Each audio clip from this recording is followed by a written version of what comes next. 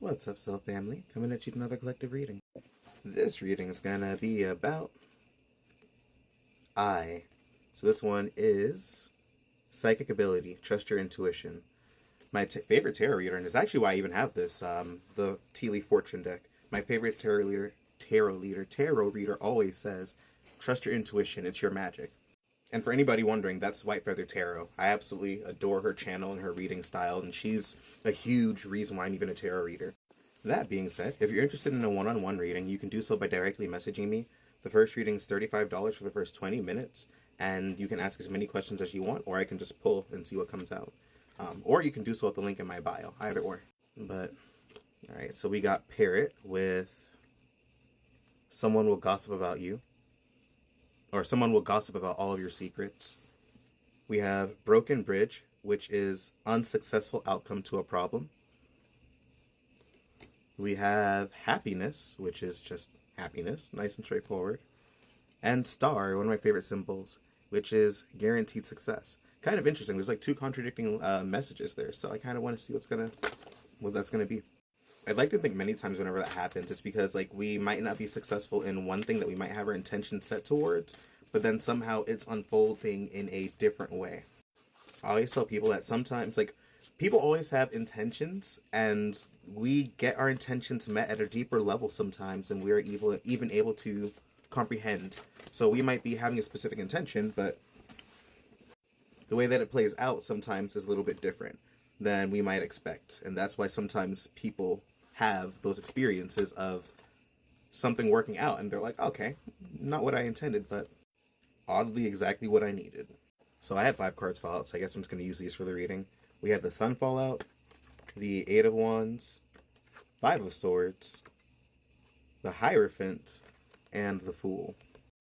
So I'm already feeling like, especially with the Sun card and the other card coming out prior, saying that there's going to be, like, you know, somebody gossiping about you, I feel like you can be somebody who is bright and very energetic and very, like many times when people have a really bright light, it pisses some people off. Like, sometimes it just rubs people the wrong way, especially because some people can't fathom that you might be positive or in a good mood or happy, and they can't necessarily understand that concept. Like, I saw a video the other day where somebody said that they were not able to fully fathom how somebody radiated and experienced joy, and it kind of like irked them. It almost pissed them off. So with the Sun card and somebody gossiping about you and then the 5 of Swords, it makes me feel like it could be the energy of maybe you're in an environment where you're not feeling successful, or maybe you're not having success because you're around people who are not able to tolerate or at least stand within your light. And that happens sometimes, like when you're not around people who are able to really meet you where you are, and as far as your level of awareness, or as far as your kindness or compassion or even empathy.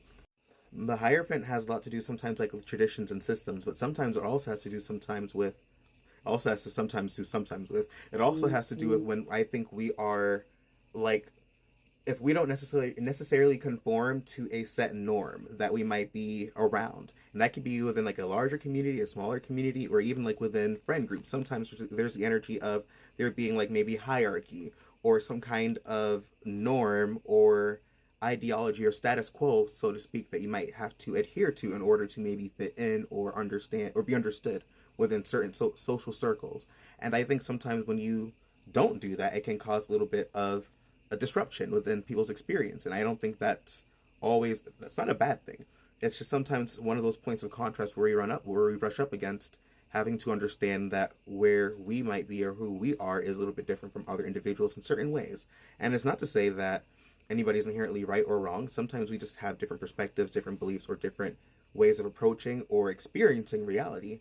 But sometimes there is an issue of there simply being more rigid structures that people try to force or project their beliefs onto you. And if you don't then force yourself to fit in that, then it can cause problems. And that's, if anything, a good thing, because you're not allowing yourself to be shrunken down and to be kind of forced into something that you are not. So in some way, maybe you're experiencing something that was not successful because that was your initial, at least it's like, yeah, you might have had that intention, but maybe this wasn't the full manifestation of that intention. Maybe it was like part of it, or maybe it was an aspect, or maybe a version of it that kind of like kept you going until you got to the bigger version of it. And now that it's served its purpose, maybe it's kind of falling away, so to speak. And I think things are going to, it's like, I feel like that things are going to shift in a positive way. Like if you've been unsuccessful in one aspect, then the Fool with the Eight of Wands and the other card pointing towards success, pointing towards things changing for you, like there being a new beginning, there being a new opportunity for things to get going for you. And then at the Eight of Wands, it points towards this happening fast. Sometimes it happens after a period of what feels like stagnancy, but sometimes it happens just out of nowhere. And then it could be the energy of maybe you're going to be a little bit busier or active or kind of like doing things in general that would allow you to kind of be in this more, I wouldn't say chaotic, but more rapid, or I would say more energetic state. Not energetic state, but a state of actually being in motion. Like sometimes we have the energy where we feel like or sometimes we feel like we're stuck and stagnant, but I think you're going to be moving out of that feeling if you're in that feeling to something where it feels like energy's moving, it's flowing, it's like you're flowing, you're doing all these different things in conjunction with like where you're trying to go, or you're seeing synchronicities happen, or things that you've already set into motion are starting to grow and move towards, or move you towards where you want to be. So I'm going to pull one more card. Well, this was upside down, so I'll take it. We have the King of Swords. So I think this is a card of trusting your mind, being very rational, being very intentional, being very strategic and intuitive, balancing out your rationale and logic, and as well as like with your intuition, because sometimes we don't always have the most information to act on, and sometimes we have to be able to trust our intuition to then guide us through those periods. But one of the cards I just checked, because I tend to forget, there's quite a few, I think it was this one, Happiness.